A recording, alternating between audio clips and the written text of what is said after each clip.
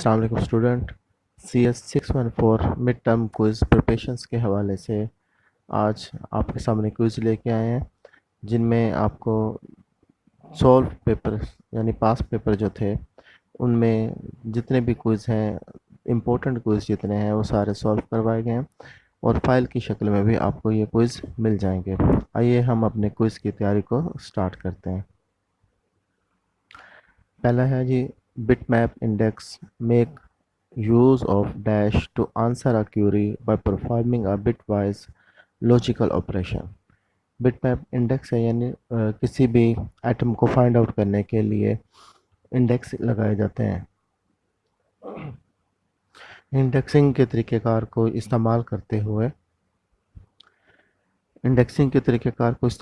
हुए हमने ये बताना है कि हमने किस क्यूरी के तहत बिटवाइज लॉजिकल ऑपरेशंस को हम परफॉर्म करते हैं, तो उस क्यूरी का नाम हमने बताना है। तो इसका आंसर देखते हैं। इसका आंसर है जनाब बिट अरे।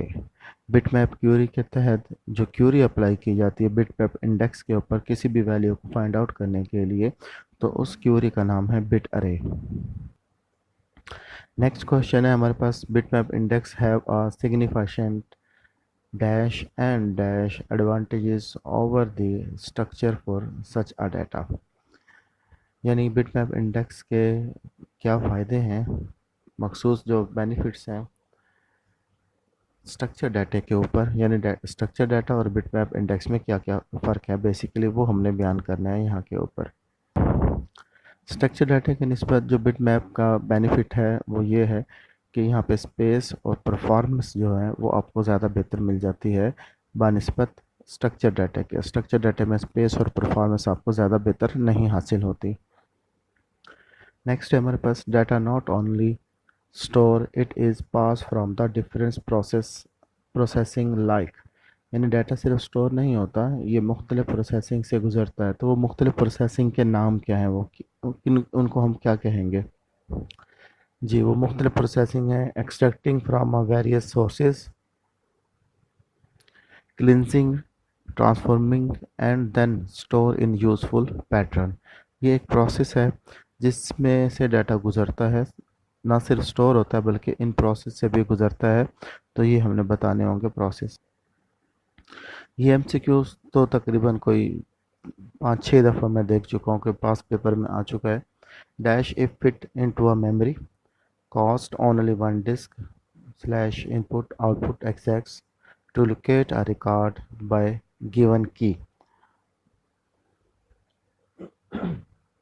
इसका आंसर है डेंसी सॉलिड इंडेक्स के नाम से। मैंने इसके मीनिंग्स भी लिख दिए कि डेंसी क्या है, इसको कहते हैं सॉलिड। बेसिकली सॉलिड इंडेक्स अगर आप यूज़ करेंगे मेमोरी में तो आप कॉस्ट ओनली डिस्क के ज़रिए हासिल कर सकते हैं, लोकेट कर सकते हैं अपने किसी भी रिकॉर्ड को। The simplest case is when an entire table is scan.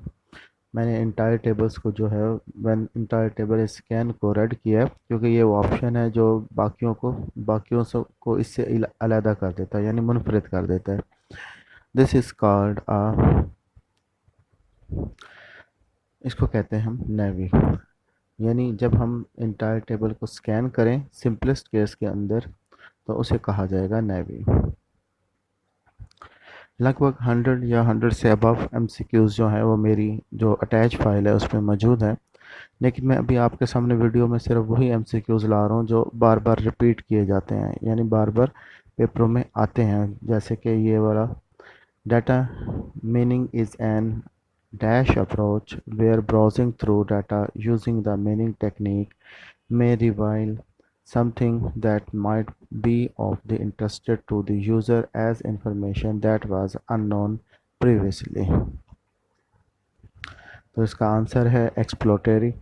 ये बार बार रिपीट हो रहा है, कई दफ़ा, एक नहीं बल्कि 4-5 दफ़ा मैं इनको 5 ईयर्स पास पेपर में देख चुका हूँ कि ये 4-5 दफ़ा जो है वो एक्सप्लोटरीज वाला जो आता है और डिफरेंट अंदाज में भी आता है।